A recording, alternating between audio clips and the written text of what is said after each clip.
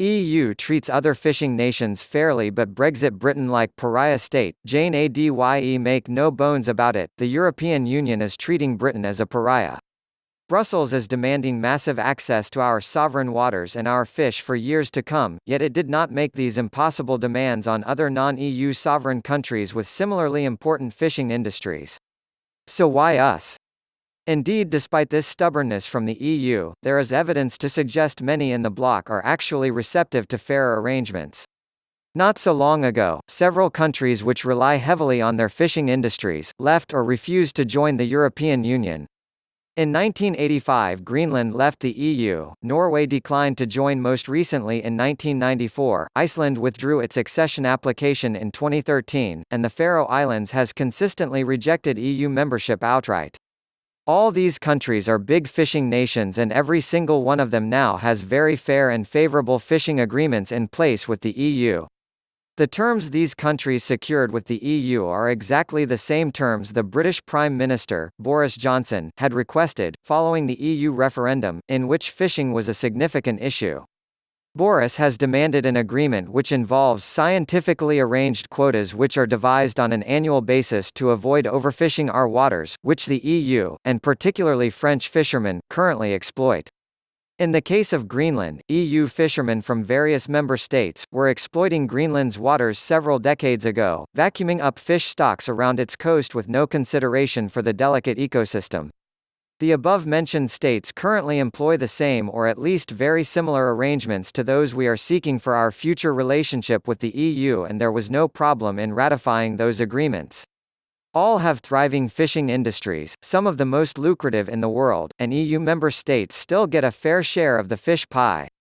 It is bewildering why the EU is demanding more from a fisheries agreement with the UK than it has done previously, apart from the notion the French president is using this to attempt to enhance his ever-declining popularity in France, and as a ploy to increase the likelihood of a high-profile role within the EU Commission or Council once France kicks him out as president. There is clearly no reason for our government to accept this blackmail. The EU's demands are totally unfounded and unreasonable.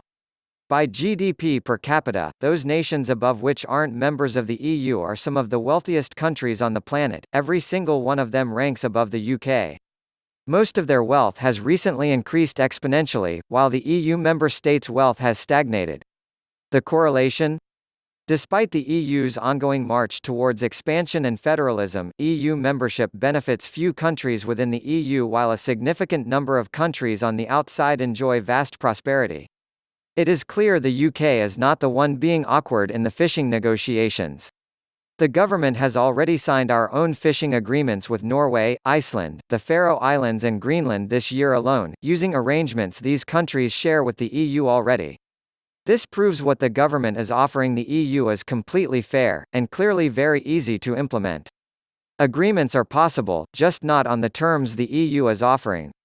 The terms these countries secured are on exactly the same terms Prime Minister Boris Johnson has requested from the EU throughout the Brexit negotiations. However, as usual, the EU refuses to replicate these pre-existing agreements when it comes to the UK. This week, according to EU diplomatic sources, some voices within the EU are falsely asserting Britain will nationalise foreign-owned boats which hold UK fishing quotas.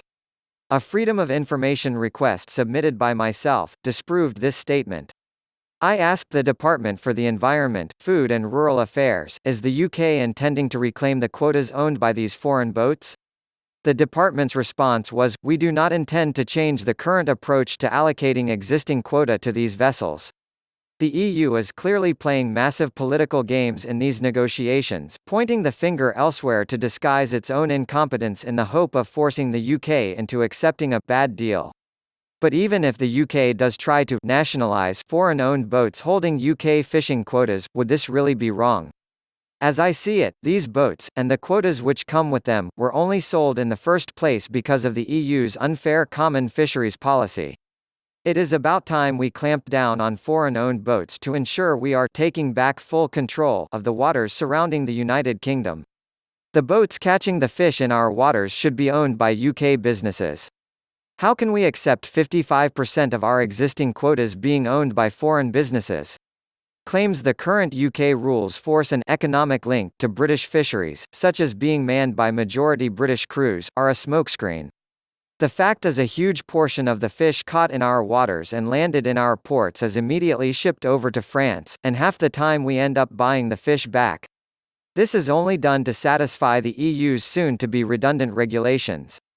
The UK has now, completely reasonably, demanded scientifically arranged quotas, devised on an annual basis, to avoid overfishing our waters. The current system is exploited by the EU, and in particular French fishermen. In these negotiations, the EU is clearly trying to punish the UK for having the temerity to want independence and for wanting to leave the EU. They are simply making it up as they go along, trying to leak stories of compromises to try and force a bad deal.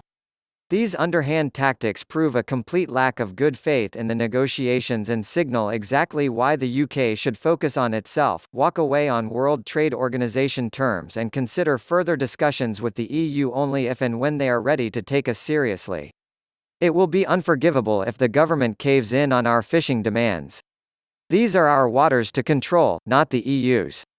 I believe the United Kingdom will prosper when we are free from the blackmail and shackles of the European Union, and the EU will deeply regret not trying to forge a decent and honest relationship with their closest neighbours. The Prime Minister is absolutely correct to reject the demands of the EU when he said at Prime Minister's questions in the House of Commons on Wednesday, the EU is currently insisting the UK to be the only country in the world not to have sovereign control over its fishing waters. The EU cannot expect to treat the UK this way.